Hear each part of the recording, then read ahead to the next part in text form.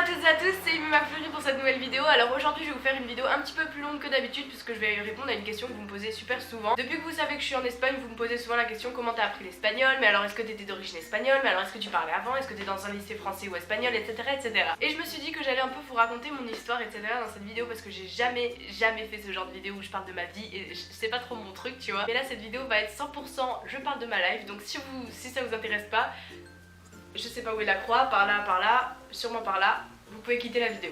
Alors mon histoire débute en janvier 2015, le 29 janvier 2015, quand je suis rentrée à l'école espagnole. Alors faut savoir que je parlais pas un seul mot d'espagnol puisque quand j'étais en France j'avais choisi allemand, la logique totale. Donc quand je suis arrivée en Espagne je savais vraiment rien dire, genre j'avais appris le verbe être et avoir au présent, je savais dire hola, qu'est-ce et je m'appelle Emmanuel. C'est tout ce que je savais dire, je savais à peine compter, genre jusqu'à 10 et c'est tout. Et donc je me souviens c'était pendant les petites vacances de décembre là et je suis arrivée donc à leur rentrée. Et en fait je savais pas du tout quand commencer et pour moi c'était dans 2 semaines tu vois, tranquille. Et alors on va chez la directrice là pour voir un peu comment on va faire etc, finir les inscriptions et tout.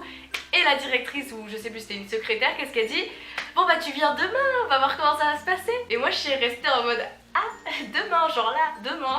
J'étais pas prête du tout, mais bon, le lendemain j'y suis allée et tout s'est très bien passé. Je vais vous raconter un petit peu comment c'est. Je trouve ça cool un peu l'histoire, donc je vais vous la raconter. Après, je vous dirai un petit peu comment j'ai appris la langue, etc. Donc, je suis arrivée pas à 8h comme tout le monde, je suis arrivée vers 9h. Ils étaient en plein cours de religion, je crois. Et je me souviens, ils m'ont tous regardé en mode quelle est cette étrange humaine? Et moi j'étais là, hola, me llamo Emma.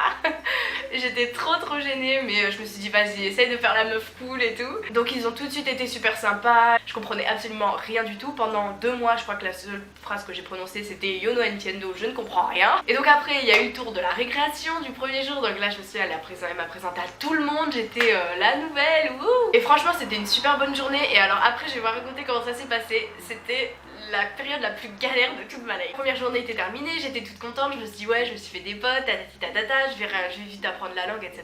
Et donc faut savoir que je comprenais pas un seul mot de ce que les profs disaient, mais genre quand je vous dis pas un seul mot c'était que je comprenais même pas un verbe, je comprenais absolument rien du tout. Genre c'est comme si vous alliez en Russie demain et ça y est vous vous mettez dans une école russe. C'est exactement ce qui s'est passé pour moi. Je comprenais pas un seul mot, il y avait personne qui parlait français, je suis la seule française de tout mon bahut et quand quelqu'un te parle et que tu dois dire ouais je comprends pas ce que tu dis, genre je me souviens de cette sensation, tu te sens trop mal. Et donc ça a duré bien 1 mois, mais il faut savoir qu'en fait mon emploi du temps ils m'ont enlevé quelques heures normales du genre maths, histoire etc. Ils m'en ont enlevé pour faire des cours d'attal ça s'appelle. Et en fait c'est pour apprendre l'espagnol parce que dans mon bahut il y a un petit truc comme ça parce qu'il y a beaucoup d'étrangers etc. Alors du coup on va tous là pour apprendre l'espagnol. Donc j'ai super vite appris, au bout d'1 semaine j'étais déjà niveau A1 je pense, j'avais bien eu un bon niveau. Et sachant que je parlais absolument rien de l'espagnol hein, je commençais déjà un petit peu mieux comprendre quand ils parlaient doucement. Je commençais déjà un petit peu à savoir former des phrases etc. Et alors après j'ai continué ma petite année, faut savoir que j'ai descendu d'un cran en fait parce qu'en France j'ai sauté le CP donc du coup j'avais 1 an de moins que les gens, sauf que quand je suis arrivée en Espagne ils m'ont descendu, du coup je suis normale maintenant et donc voilà je suis avec des gens de mon âge. Je travaille beaucoup l'espagnol chez moi, dès que je rentrais je faisais des conjugaisons, j'apprenais du vocabulaire, j'essayais de regarder des petits épisodes avec les sous-titres et tout de séries en espagnol, j'apprenais les temps c'est le plus important dans une langue. Si jamais vous voulez apprendre une langue étrangère, apprenez les temps, c'est le plus important. Après le vocabulaire ça vient après. Prenez une liste de verbes irréguliers en anglais et traduisez-les dans la langue que vous voulez et genre c'est tous les verbes principaux dont vous avez besoin. Et du coup ce genre de petits exercices ça m'a beaucoup aidé puisque je connaissais un pavé de verbes en espagnol du coup. Il manquait plus qu'à les conjuguer, à les mettre dans les phrases etc. Donc je pense que le plus important dans une langue c'est apprendre les verbes parce que après les objets et tout ça tu peux mimer un peu. Oui je suis devenue pro du mime, alors là tout le monde me comprend quand je fais des gestes et tout. Donc voilà ma petite année est passée, j'ai un peu galéré avec la langue. Pendant longtemps ça a été un peu compliqué, j'ai commencé vraiment à bien comprendre les cours vers vraiment à la fin de l'année, genre avant juin, juillet, tu vois, avant les grandes vacances. Alors après, moi faut savoir que j'habite en Andalousie, alors il y a un accent, genre ils disent pas les S, ils disent pas les D entre 2 voyelles, il y a plein de trucs du genre pour dire ces enfants, tu dis estos niños, et eux ils disent esto niña. Tu vois.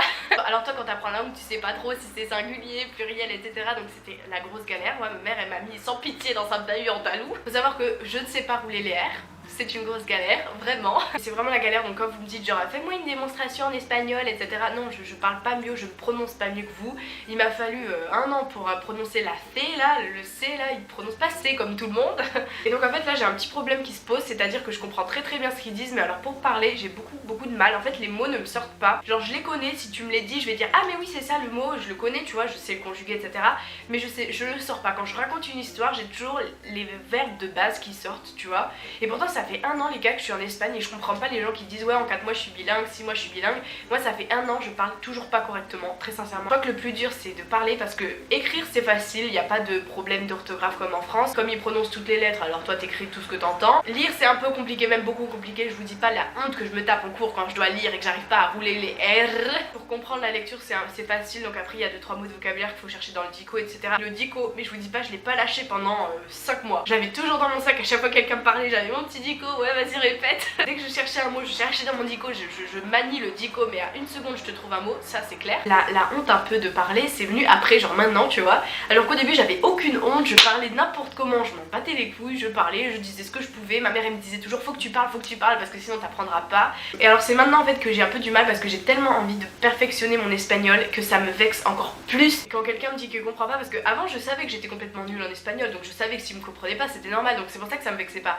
Mais maintenant que je parle un peu mieux, etc., quand ils me comprennent pas et quand je me dis que je fais tous les efforts du monde pour essayer de les ressembler le plus possible et que j'essaye vraiment d'avoir le même accent qu'eux, c'est impossible, mais bon j'essaie. J'ai l'impression qu'ils me le rappellent tout le temps, mais non attends t'es française, t'oublies pas, ok. Et genre mon accent me gêne énormément, genre quand on doit lire, ici on lit beaucoup en classe j'ai trouvé, et genre quand je dois lire ça me gêne, mais vous pouvez pas vous imaginer lire. Attention, lire c'est beaucoup plus compliqué que vous croyez, parce que notre cerveau quand on a appris à lire en français, il est habitué, quand vous lisez un mot, croyez pas que vous lisez lettre par lettre, vous lisez syllabe par syllabe et votre cerveau il voit 2-3 lettres et il connaît le mot alors il le lit, tu vois. Je sais pas si vous me comprenez, mais genre en France quand on apprend à lire syllabe par. Et quand t'arrives en Espagne et qu'ils disent que tu dois lire toutes les lettres d'un mot, tu dois réhabituer tout ton cerveau à relire toutes les lettres par lettre, et alors toi t'as l'habitude de lire syllabe par syllabe, alors tu commences par faire en au lieu de Anne, tu commences à faire plein de trucs comme ça. Il faut vraiment réapprendre à lire, à décortiquer le mot, et c'est super compliqué, je vous jure, ça c'est beaucoup plus difficile qu'on pense. Et en fait l'espagnol ressemble énormément au français, mais vraiment énormément. Par exemple la majorité des mots qui terminent en sion, T-I-O-N, ça va faire sion, C-I-O-N, transformation, transformation, tu vois. Il y a plein d'autres mots genre man, tous les mots qui finissent en man, ça va finir en miento, genre appartement, appartenimiento. Il y a plein de petites astuces comme ça que t'apprends au fur et à mesure, et que en fait la langue, tu inventes des mots, mais combien de mots j'ai inventé qui étaient justes. Je jure, si vous venez voyager en Espagne, apprenez ces petites règles de facile, parce que je vous jure ça vous sauve la vie. Il y a 1 an que je suis en Espagne, j'ai eu la mention d'honneur, ça je suis trop fière. Genre en fait si vous voulez la mention d'honneur c'est comme les félicitations, sauf que ici ils le donnent presque à personne, genre à 3, on était 3 dans la classe je crois, 2 intellos suprêmes, elle surdouée tu vois, et moi, et j'étais là, ouais sérieux c'est moi. En fait si vous voulez j'ai trouvé que les cours en espagnol ils étaient mieux faits et plus faciles que les cours en français en fait, parce que les cours en français ils t'apprennent plein de trucs inutiles, tandis que les cours en espagnol tu rentres chez toi, t'as appris des choses. Genre je sais pas si vous aussi ça vous fait ça quand vous rentrez des cours en France, vous avez l'impression que vous avez rien appris, votre journée n'a servi absolument à rien. Je prends l'exemple de l'histoire, on apprend vraiment des trucs intéressants, comment l'Espagne ça a été créé et tout, etc. C'est des trucs de culture générale que tu dois savoir. Tandis qu'en France, qu'est-ce qu'on t'apprend? Le PIB, de la densité de je sais pas quoi au Mali, de je sais pas où, qu'est-ce que tu t'en fous? Alors après il y a aussi un truc dans mon collège, lycée, je sais pas trop comment l'appeler parce qu'il n'y a pas vraiment collège, lycée ici.